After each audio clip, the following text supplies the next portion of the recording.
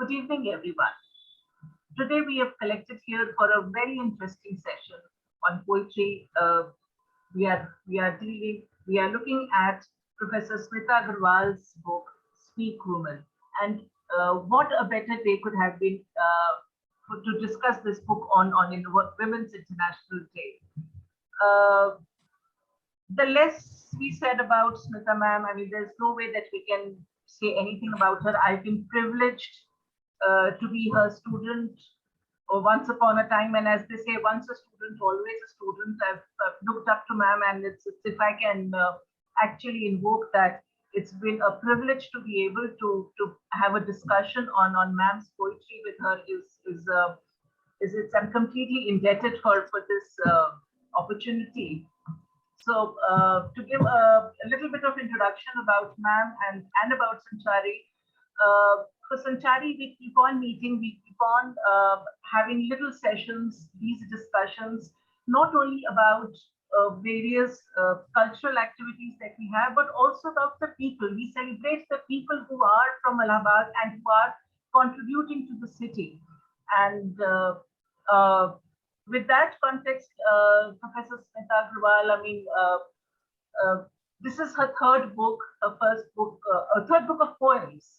So her first book, which came out in 2002, Wish Granting Words, which came out in 2002, and then Mofussil Notebook, which came out in 2016. And this book, Speak Woman, it's divided into five little sections where she talks about the five different aspects of womanhood. She's celebrating women, she's celebrating various aspects, different trajectories. And I'll not go into a lot of detail about the book, and we'll come to know about it as and when we talk about it. And in conversation with her is Mamta ma'am, someone that I really look up to. I have been interacting with her maybe only for the last 7-8 years, but there's so much to learn from her. So Mamta ma'am also teaches, she's been teaching English literature. And so that's how we'll start today's discussion. Over to you, Mamta ma'am. Thank you, Sabha. I've gone through this book, Speak Woman, and I'm very entranced by the fact that this title has been given to the book. How did you come across this title, Smita? Yeah. So, Mamta, before I answer your question, I must, preface my answer with sort of giving a big thanks to Sanchari, who is always, this organization is always very supportive of whatever I do, whether it is my singing or whether it is my writing or whether it is my speaking on a particular subject. Sanchari is always there motivating me. And for this particular program, of course, I have to thank Anu Agarwal, I have to thank Pooja for the creative, and I have to thank you, Sabha, and Mamta, and all the other members of Sanchari for making this possible for me. Now to come to your question, Mamta, how did I hit upon the title? Speak, when I say speak, comma, woman, there are probably three connotations there. The first connotation that must have come into my mind was, as women, no matter where we live culturally and geographically, because of how we have been boxed into stereotypes by patriarchy, there is a manner of living which is ours. And because there is a manner of living which is ours, there is also a language which is specifically ours, which specifically belongs to women, whether it is the body language, whether it is our responses and reactions to certain issues, to certain things that happen around us. So the title is probably a pun on Women Speak, the language of women, the language that all women across all borders and boundaries understand, for example, menstruation and the problems related with it, childbirth and the problems growing up, adolescence, whatever. So women speak is one way of looking at it. Then it is probably a coaxing term to those women who are silent on certain issues. So like the author is kind of trying to coax them. Okay, woman, the time is right or the moment is right. Speak out your truth, And the other is an exhortation, a kind of a persuasion, a kind of a push that is given to the woman, that speak out your truth. Apni bhasha mein apni sachai vyakt karo in a fearless manner. So I think all these things were playing in my mind when I came up with the title. But the interesting story is that this was not the title of the book. Really? The title I had chosen for the book was The Rapist at My Door. Okay, that is one of the poems here. Yes, The Rapist at My Door, where the condition of a woman fearing the rapist and what it does to her psychologically is compared with any human being's response to death. Death is the ultimate rapist for any human being. The moment you are born, you are conscious of the threat or the menace of death. So visualizing death as a rapist and naming the book The Rapist at My Door was my first choice. But then I also wanted illustrations in the book. So when the illustrations for this title started coming in, they were most uninteresting because, they were so prosaic. They were in a manner very crude. And then I thought, if I have these illustrations, they're not going to work very well in the book because they weren't as sophisticated as I had thought that I would. Not on par with the Rapist at My Door. Yeah, not on par with that. So then the publisher, Divya Jyoti, who is also the editor of Red River Books, they're doing a wonderful job. And Wonderful. Divya has that kind of sense of how to he has that overarching sense of how to conceive a book. So he kind of then suggested that, ma'am, this is the title of your first section, so consider this. Maybe if you have this, then we can get some illustrations that will be more meaningful for you. And then those illustrations for Speak Women started coming in, and they then animated the whole book completely, and that's how we settled So for the title. it is very befitting because this is empowerment. This is what you are giving, empowerment to women who are basically silent, Yeah. who don't know how to express their agony, their anguish, their misery. So you're giving voice to them. So the title is completely justified. And it's very interesting to know how this journey about how it came about. And since you're talking about the illustrations, again, for the people, the viewers, it's got beautiful illustrations. Even if we try and show it over here, we won't be able to do justice to it. It's such a pretty book, ma'am. And but when you're talking about this journey, this brings us to the question: when did you actually start writing? And also, do you see yourself as a poet, the changes in how and what you were writing some years ago, a few decades ago, as compared to what you're writing now? Right. So to answer your question, when I began writing, you see, that happened very early. I think most people who take to writing realize very early in their lives that they have this special relationship with words. Words are always swimming around in their minds, floating around in their mind. For everything that they're watching and seeing and experiencing, words are coming up and they're describing it to themselves. They themselves, from a very early age, probably are their best readers. And there is an inner dialogue that is constantly going on within someone who is probably at a later stage going to identify himself or herself or themselves as a writer. So for me, it began very early, and because I am a person of privilege, and I went to the, good convent schools of India, the convent school. So there you had this system, of school magazine and things like that, writing poems for school magazines. So as far back I remember, in class 3, I was in class 3 of St. Mary's Convent, Allahabad.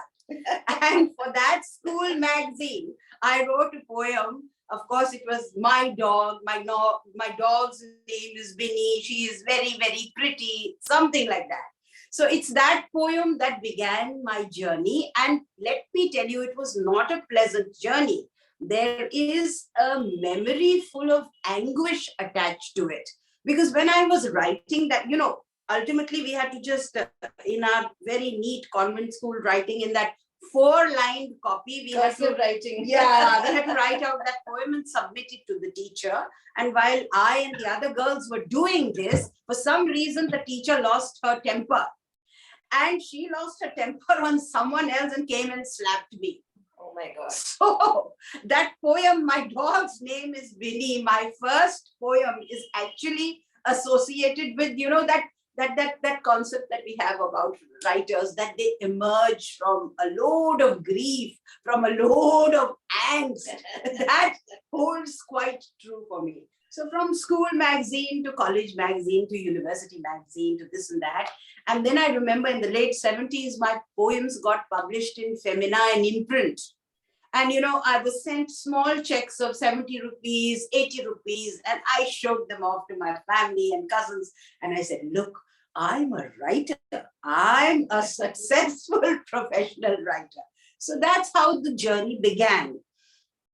And as for the changes that come in the writing, especially if you're writing poetry or anything which is some way connected with your own life story, then the changes occur according to your growing up or your evolving process. So obviously the poem of your childhood will be on your dog or your cat or the flower in your garden. And then in your adolescence, like mine, there were plenty of love poems because I am a poet. I have a large, generous heart. Every other boy I was attracted to. So, from love poems. And then your social circle starts expanding, your reading, you start empathizing with whatever is happening in the world. And so then the journey evolves as you grow. And ultimately you reach the ripe old age of 63 or 64, where then you are articulating your, joy at being a grandmother. Yes, or that comes through. As Germaine Greer said, it's the post-menopausal woman who is the liberated woman. For Yes. her, it's the post. Yes. So when you have reached my age, there is nothing to stop you. There is nothing that you fear. That is nothing that you have to hold back. And you just enjoy writing whatever you want to. And the joy of being a grandmother comes through so well in some of the poems. Yes, thank you for saying that, because in English, in poetry written in English from India, you don't find, neither male poets nor women poets have written about grandmotherhood, And there is another beautiful thing attached to this book is that aging is a celebration. It doesn't look Yes. as if it's morbid. I mean, how many people fear aging? And of course, there goes, the whole trajectory of cosmetics and supporting this. But then here you're glorifying aging and you're enjoying the present state. This bliss, yes, it comes through. Yes. It Thank you comes so through the much. poems. Thank you so much for mentioning that. Yes.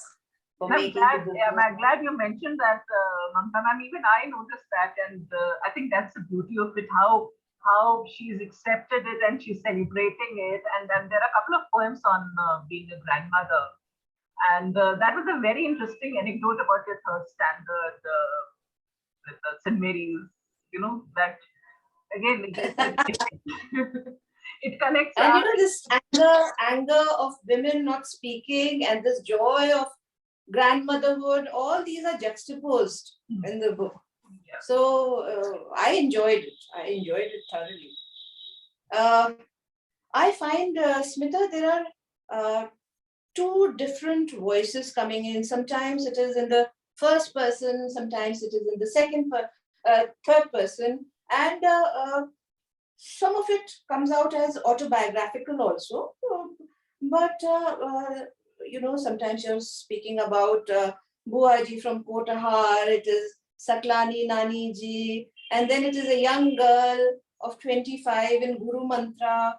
And there are so many stages, like we talked about the grandmotherhood. These voices, these cadences, is there any paradigm shift in your poems? They touch so across so many generations, decades as you evolve. That's a very probing question, Mamta. That's a very intelligent question, Mamta. And I'm also now, since you've posed the question, I'm going to think about it. The first thing that occurs to me is you talk of paradigm shift. And I think the entire book is trying to say, has there been a paradigm shift? There are poems that refer to mythological figures. And even as of today in 2022, we are talking about the same issues that touched the lives, or that, contained the lives or categorized the lives, imprisoned the lives of those women living in the magic realist age of the Mahabharata and the Ramayana. So those issues that have affected Kunti and Ahilya and Sita and Draupadi are still there for us. They haven't gone anywhere, and perhaps that is what the book is trying to echo, that it is time that a paradigm shift occurred. I mean, so many eons have gone by, so many cycles and centuries have gone by, but the position of women, the problems of women remain the same. They're not going anywhere. The world has changed from that telephone, which we used to, the 3-minute trunk call and all that, which crackled and this thing and then disappeared. From there, it's become WhatsApp call where you can see the person. So technology has taken such a stride forward. Artificial intelligence is replacing human beings. Artificial intelligence will replace. The problems of women will remain the same, because culturally, until we do something about patriarchal thinking, the problems of women will go nowhere. They will not vanish. I think that is what the book is trying to foreground. That is what the book is trying to underscore, that we need the paradigm shift, which is not occurring. And it's a shame that it's not a question of some years or some centuries. It's a question of forever. I hope this is going to have a wider reach, and that the situation changes through Speak Woman. The situation has changed. Yes. Women have made great strides. Many glass ceilings have been shattered. Many issues have been dealt with. Yet, that basic inequality and that basic discrimination, That fear and that basic gender bias that we face. See what should I call it? The logo for this 2022 International Women's Year is break the bias. Break the bias. So the bias is still there, that women are inferior, that women are weak, and therefore they are trapped in that stereotype. So this was. Yes, on that note, This- ma'am, can we request you to read out a poem, any poem that you would like to? There are all the poems are superb, but my favorite is Old Houses in the Sun, because it spans a generation, much before feminism took over. I mean, these voices are the pre-feminist times where women were still very much dependent on the joint family system, especially if they were widows. Old houses in the sun are puckering their toothless lips as they grind the daily masalas. The thick-bottomed wok is set on the stove. A generous pour of mustard oil, some spices thrown in, the stories begin to cook. Buaji from Potahar, widow, childless, wearing unstitched cloth while cooking. Impure woman, pure as Gangajal at 6 a.m., preparing bhog for her Krishna. Every year her pilgrimage to Allahabad, her walk barefoot to the Sangam, other than a set of clothes and her Rudraksh rosary, she would carry banana leaves in her cloth bag, wind them round her feet, tie them with twine, since by the time she returned, the tarred surface of the road was a furnace. The hissing wok is given a shake. It spits angrily as water is poured. Stir, stir, simmer, simmer. Old houses in the sun tell riveting tales of nameless, busted childhoods to little girls.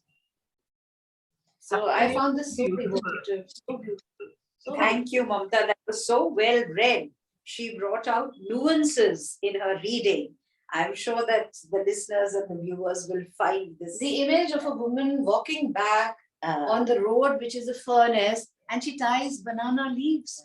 See, Mamta would understand this. You see, in Uttarakhand, whether it is the Kumaon region or the Garhwal region, the Brahminical tradition in Uttarakhand was very staunch, was very strong, and was very, very regressive towards women. They held women, and these, I'm sure she has also had these experiences in her family. That is why, That is why that poem this resonated. part That resonated resonated with with her because we have seen our near and dear ones. And Uttarakhand Brahminical traditions have been very, very unfair and unjust to women. Apart from the concept, ma'am, what you're saying is absolutely correct, but your imagery is very strong. You know, even if someone's not been a part of it or has not seen it for themselves, but you can actually visualize how that, you know, that widow was walking that road with those leaves tied on her. But how intrepid she is, that she is not asking anyone, but she is managing, this kind of with local growing, going local with the resources. She's tying the banana leaves and she's still walking back. You see, because They're not giving up. They were not allowed to wear leather slippers. Yes. They could not touch leather. It was Prohibited. They were prohibited, and it was considered pollution. So they had to walk barefoot. It's a beautiful poem. Smita ma'am, would you also please read out a poem of your choice? Yeah, most certainly. I'll read a short poem. With this Russia and Ukraine crisis going on, I think willy-nilly it makes this poem very contemporary. What is the page number? And the page number is 71. And the poem is titled War. And I wrote it when the war was going on in Iran. So it's for the children of Aleppo. But it's very contemporary at the moment with the war going on in Europe. And we all know that in any war, in any part of the world, it's the women and children They who suffer the most. It is the bodies of the women and children that are weaponized in a war. So keeping all this at the back of our minds, I think we should, respond to this poem. So, another explanation that I'd like to give here is there is a mention of Antigonan. That Antigonan is a creeper which we call railway creeper. It has heart-shaped leaves. It grows in the monsoons. It's there all over Allahabad. It grows on utility poles and wires, and it has little pink flowers. So there is a reference to that railway creeper here also. So, war for the children of Aleppo. The children had to be saved at any cost. So she chopped off her breasts and sealed her heart. Now she feels nothing. When the monsoon breaks over Allahabad and the garden is shot with green, the hearts of the Antigonan insidiously creep over every utility pole and wire. She thinks of the life she could have had if she could have chosen greed. Now, she's no saint who grappled with ethics, just an ordinary woman with a cowardly heart who couldn't let loose the monster of war, hurting children, damaging children, gobbling up their lives. Thank you. Absolutely beautiful. Again, it's evocative, and again, we can relate with what's happening in Russia and Ukraine. Since By the people trying to cross the border, by the millions, people are trying to cross the border, and for little children, people are donating clothes and blankets and that formula milk and all that. So children and women suffering terribly. Okay, since we are all reading poems, even I'd like to read one, and I'm reading a poem where it intrigued me why you wrote this specific poem. This is Dentistry, and it's on page 24. It's another very fascinating poem, ma'am, and it takes the visual imagery to another level altogether. I'll just read it out, and then maybe you can tell us something about this poem. Dentistry. At 56, a first visit to the dentist, not even as a child or an adolescent, to get kitted out with braces. The dentist tilts back the chair, asks me to open wide my mouth, all the while humming, obviously to calm me down. And just before he pricks the gum, there's his take on Krishna, on why the opening wide of the mud-eating child god's mouth was a pointer that his mum was clued into the importance of oral hygiene and dental health, which is why she commanded him to open wide his mouth. The stars, the planets, the revolving galaxies in there, assuring her of her unassailable status as mother of demon slayer. It's absolutely beautiful, and that imagery and all the planets and the galaxies. What made you write this? So in a way, I think what the poem tries to do, it is actually subverting and appropriating the power of the male god, which is the little Krishna, the male god who can open his mouth and show all the galaxies and show the entire cosmos in his mouth. That power is being subverted and appropriated by the woman who is the mother. If the mother hadn't got the god there, then those revolving galaxies become meaningless. And you have to see how the poem begins with a woman being completely scared out of her wits because she's sitting there in the dentist chair and she's just, scared out of her wits. and the dentist is trying to ease her, and he tells her this story. He tells her the story about which indirectly points to the power of the mother.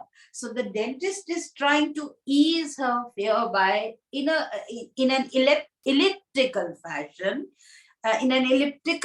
Making her understand that there's no need to be scared, because recognize the power within you. And that's how the woman realizes that there can be a million gods out there doing their thing, owning the galaxies and the cosmos, but it is eventually the mother of the god. Her power is unassailable.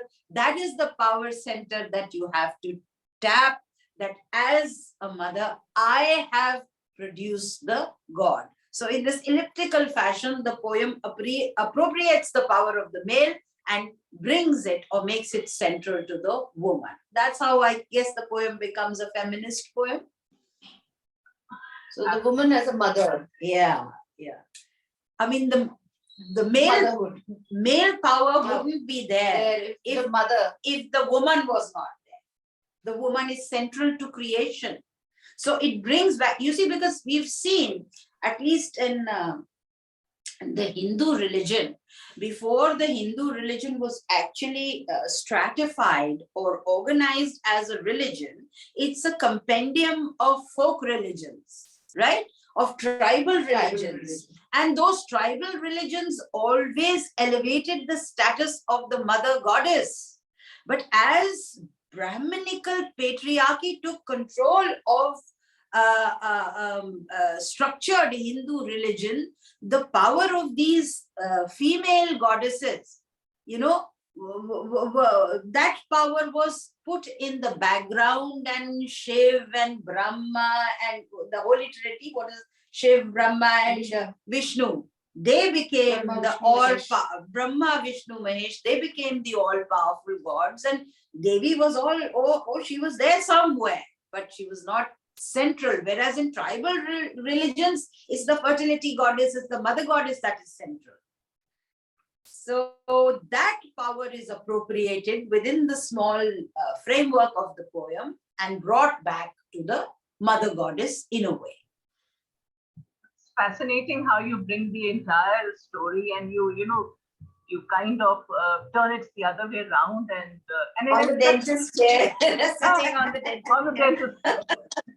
But it is very powerful. It is. Yeah. Having got your poems, Smita, there is so much of, there are so many roles that you assume. That of an activist, there is an environmentalist also working there, there's an activist, and there is humor. So which Smita are we really facing now? The humorist, the environmentalist, the activist, or which role would you be perfect in? No one role. I guess I have all these identities subsumed within me, and I would not like to choose one. All these identities probably make me the person that I am. And as and when I feel attracted to a certain point of view or a certain perspective, I enter that role and I perform it to the best of my because ability. The humor is also very, very razor sharp. Sometimes Thank you. It is hard hitting. And then there is this beauty about global warming that you bring across. And there is this speak women have to be very vocal. So the activist is there. But it comes out, such a slim book, but it comes out as a fascinating book with so much in it. So slim is that's a deliberate choice. You write many poems, but then you don't put all of them in a book. You make a selection, you sort of, you think that this is the theme that I will, attack or I will concentrate on in the book. And all my books are very slim. I may be having loads of poems hidden in my drawers that will never be published. But I like to have the book tight and slim so that whatever is there is, as Yes. Mamta said, hard hitting. Hard hitting, know, powerful. So that the and power of the it book goes is not across. It goes diluted. across. Yeah. And that is the biggest power the book has, that it is for the women, and it makes a dent. It Thank does you so make a much. dent. Thank you so much. Then that really makes me feel happy that my writing is getting across to so many people. Oh yes, absolutely, absolutely. That's what to just add on to what Mamta ma'am was saying. It's hard hitting, and again, the thing is, the poems are very crisp and they're so together. So I mean, there's nothing beating around the bush, and in spite of that, they are deep. I mean, the visual imagery, the various religion and mythology that you touch upon. So it's a huge canvas that you choose. Ma'am, Smita ma'am, can you just read one more poem before we take another question? Okay, thank you. So again, keeping in this, International Women's Day in mind, I will read this poem on page 43 titled Triple Talaq. This is again an issue that is very close to women, and it's very discriminatory. It's very unfair. So I think I'll read this poem, Triple Talaq, and dedicate it to International Women's Day 2022. It's an intense poem. And it's an intense poem that pivots on the male-female gender binary and the power differential. What the power differential is between the male and the female in a patriarchal cultural setup, So Triple Talaq. I'm sorry. You must forgive me. People change. I've changed. I don't love you anymore. This was their Triple Talaq. Walking along a tree-lined avenue under the gracious and the benevolent deep shades of the mango and the mulberry, a huge tract of unkempt garden on the left, the stately Indo-Saracenic structure on the right, the car parked still a distance away, a pair of common tigers canoodling while hovering over the grass, the Gulmohar blazing against a blue sky. The old man said to the sari-clad woman in her 40s, I'm sorry, I've changed. A twig cracked underfoot. It was hot. There was no sign of rain. Thank you. I mean, it leaves you completely speechless, especially the last three lines. A twig cracked underfoot. It was hot. There was no sign of rain. It's absolutely. So the woman's anguish is conveyed in an indirect manner. Yeah. Instead of writing that a heart broke, one heard the sound of a heart breaking, you defamiliarize the situation by finding an objective correlative, by transferring it on to something else. The twig cracking underfoot is like the crack of a heart. Yeah. And the whole... And there is no respite. There's no respite. There's no rain. And again, the flaming Gulmohar against the blue sky. Again, that contrast. So this imagery is all this is adding working towards it. Yeah, all working towards the heartbreak. Yeah. And how simply the man can brush it all off. Years together can be brushed off in just one sentence. I've changed. So that's it. I've changed, that's the end of the relationship. And the woman is speechless all through. So that was Yeah. that leaves you speechless for some time because you start picturing the whole agony and the whole atmosphere and the feelings that the woman is going through, and the casual flick that the man The casual cruelty. It's a casual cruelty, that's kind of brought upon the woman. It is very interesting, Smita, that when you're writing your poems, the local history does seem to appear. Like Allahabad is there. So you're somewhere rooted in a geographical space. So how important is that to you when you're writing your poems? I guess it is important. You see, because either you're writing a large narrative, philosophical poem where you aren't connected with empirical reality or the earth at all. You're just talking of issues which are out there. Either it's that.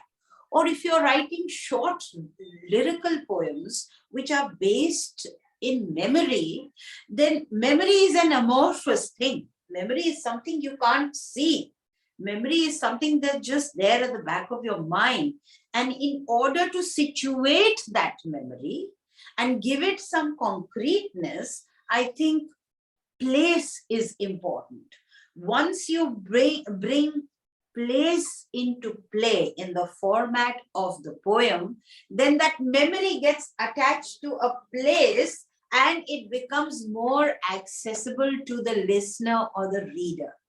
Even if the listener or that reader has not been to the place, and obviously that listener or reader does not have the same memory as you, because memory is amorphous and it is individual.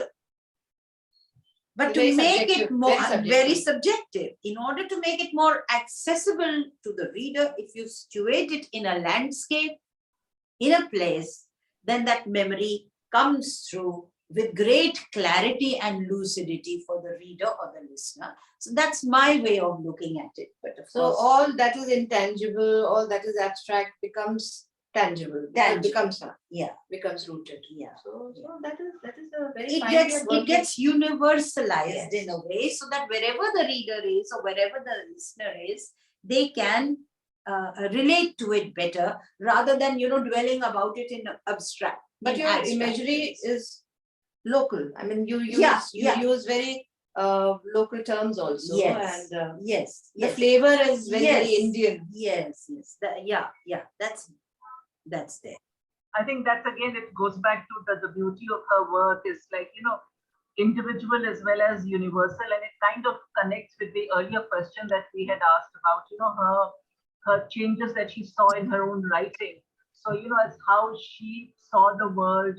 So we can see again, right from the personal to the universal level. But apart from that, the changes that she's been seeing in herself, in things around her, and they are communicated so effectively that women from all over can actually connect and relate to it. So what is next, ma'am? I mean, are you collecting more of your things in your various drawers, the other poems which are there? There's definitely a lot more to write. There's a lot of, I'm sure once I retire, there's a whole wealth of memories within me that I will rework into poems. So I, at least at the moment, I feel very optimistic that there'll be many more books of poems. But one thing that I will definitely do at some point is that, I will probably read up on, important historical Indian important historical women, and then probably, create poems around them. Dedicate a poem to a particular, like say, Jahanara. Okay, write a poem on Jahanara. Bring, relive or enliven that century, that culture, that space, and look at Jahanara as a woman with agency, a woman with agency. Maybe Jyotibai Phule, Of course, Jhansi Ki Rani, that will be a tough act to repeat because Subhadra Kumari Chauhan has already done that very well. But that is something there in my mind. I'm just taking these names off the top of my head. When I begin reading in this area, I'm sure I'll find some lesser known names that have Yes. played very important roles in the history and Or maybe culture. a different dimension that has not been explored Yes, about these brave women. yes. That, of course, reading, that is why reading is important. Reading will open up newer areas and avenues, but that is certainly there at the back of my mind. That sounds so fascinating. I mean, we really look forward to that. When are you retiring? So, I mean, since it's your post-retirement project. About a year and a half to go. Sorry. So I have my post-retirement activity fixed. Yeah, As that's the Because as you know, our university system doesn't give us much time to, think out of the box, to think beyond the syllabus that we're supposed to drill into the student's mind and the PhDs that we're supposed to supervise and guide. Once all that is over and done with, then, my imagination can flit all over the space. And, talking about, coming back to that question of yours about place, and the importance of place in my poem. My second book is called Mufassil Notebook, and it's largely about Allahabad and the changes that I have seen in Allahabad.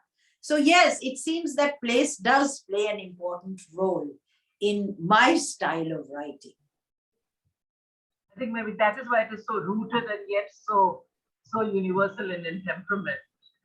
I think we can just end the session, but we'd like to hear some things, a small piece if you can read out, Smita ma'am.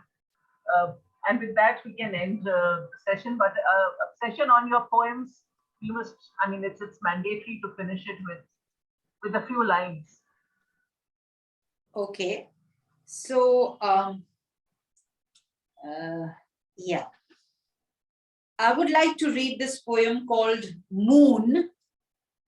Again, this feminizes moon, right? The planet moon, the orb of the moon hanging in the sky. It brings a female touch to that. So I'll read this. Moon.